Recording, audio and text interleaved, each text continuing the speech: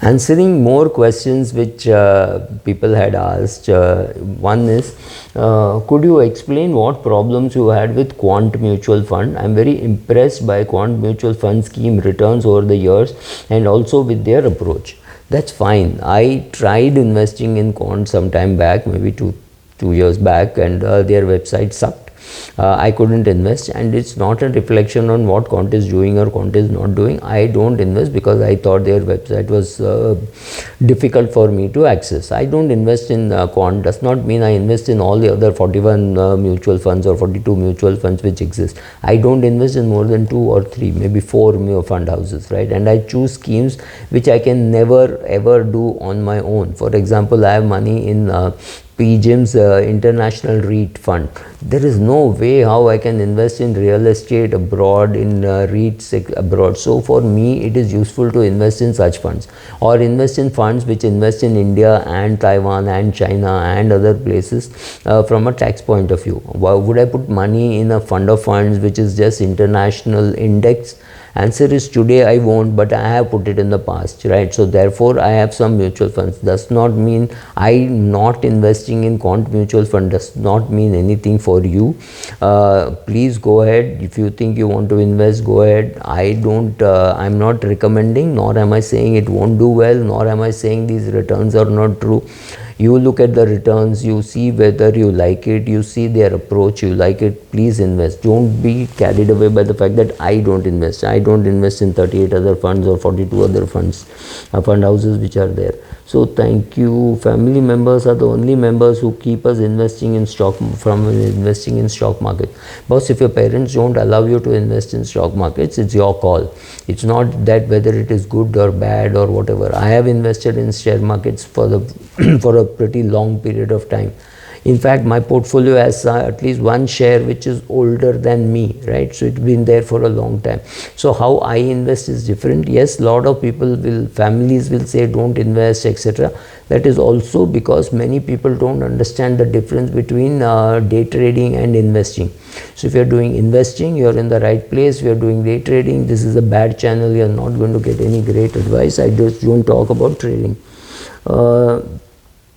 Somebody asked about a Canon camera. So please understand, when you're buying cameras which are so big and heavy, 200 to 800 mm Canon is a big heavy lens. You will need tripod, and it must be pretty expensive. I don't think it will be less than $3,000 US. So when you're talking of $3,000 US, ask yourself, do you justify a 2.5 lakh rupee lens? I mean, if you can, it's not a question of whether you can afford it. The question of how often will you use it. It's much better to hire these high-end lenses and pay 1,000 or 2,000 per day rather than buy it, because you're not going to use it for 365 days. You're not a professional.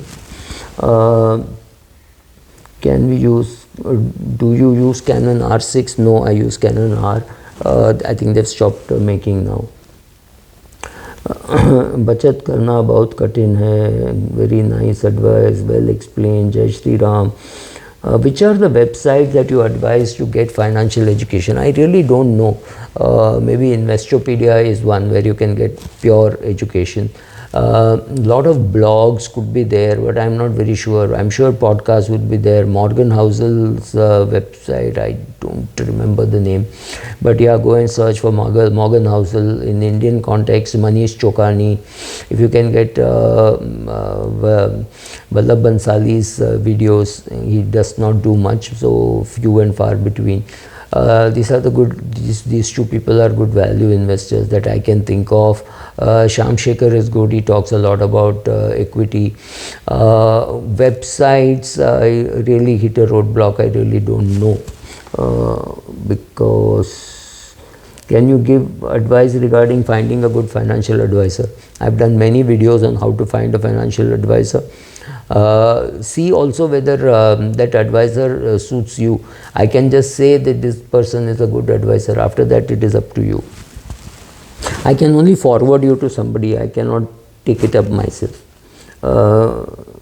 I can't believe how underrated this channel is. Thank you. Yes, it's a low PE. It's a value channel, not a growth channel. This video is giving us confidence, most needed video at the current situation. This is about whether top investors lose money. Of course top investors lose money, but they talk more about their successes than about their failures. That is exactly what anybody should do. That is what the Prime Minister of a country should do. Of course he's got a lot of successes, of course he's got failures. Fairly obvious that he'll talk more about his success than his failures, right? So when you are interviewing some boy or girl and they say, and you tell them, tell me about what you don't like about yourself, some are very clear what they don't like and they're unable to change, right? So the question is, just go and look at all the videos that I have made, the 3,000 of them. See what you like, what you don't like. Not everything everybody will be able to like, right? Should one look at a fund house or fund manager that manages a particular fund? Both are important. For me, the fund house is very important.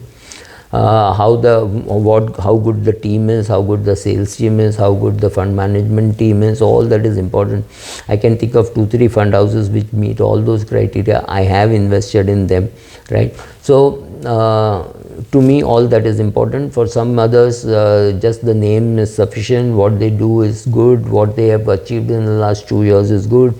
I take a far deeper philosophical view of all that, rather than just say, oh, it doesn't matter, as long as the fund is performing you should put money.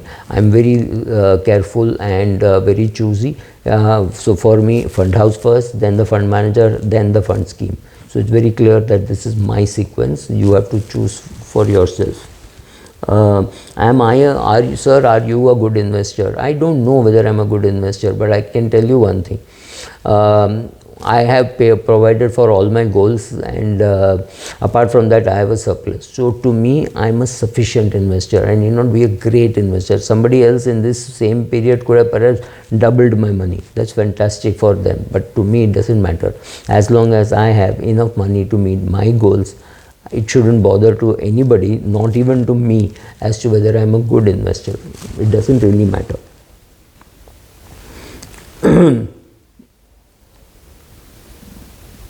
Asian Paints and HDFC Bank have given me no returns. Is there some kind of a magic? And you say, oh, I'll keep on buying HDFC Bank and Asian Paints and I'll get good returns. I'm not even getting into it, but this kind of theory cannot work, right?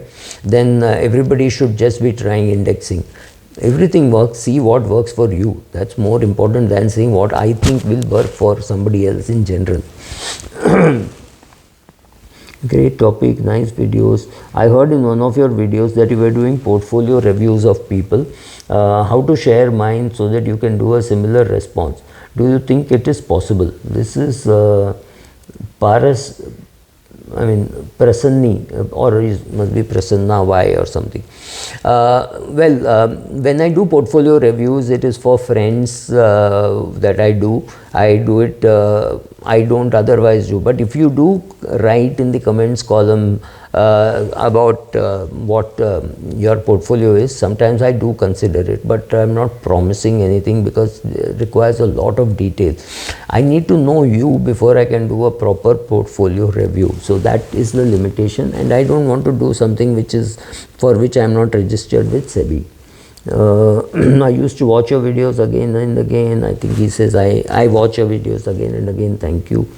15% over long period is difficult. Completely agree, because what you need is 2 or 3% above inflation. So if inflation is down to 4%, you need a 7% return. If inflation is down to up at 9%, you need 12% return. That is how you have to look at it, rather than look at it in absolute terms. Why not PPF and not the other? I like PPF, but the question is, if you have only 1.5 lakhs to invest, don't put everything in PPF. You put money in ELSS, put money in other mutual funds, etc. before you put money into PPF. But yes, putting as much as you can in PPF is not a bad idea at all. But I personally don't like NPS. Why do you suggest we stay from yeah, I think I'm a software person and I try to avoid IT stocks. What if the market takes 10 years to recover? Well, anything can go wrong anytime. So to think that next 10 years what will happen, whether a person will live through it, all that is a difficult question. But in the long run you will make money in equities, there is no doubt about that. But yes, it can take a long time for the market to recover. The market can fall and stay there for a long period of time. Look at what happened to Japan, right? Those things can happen. Don't rule it out. Thank you.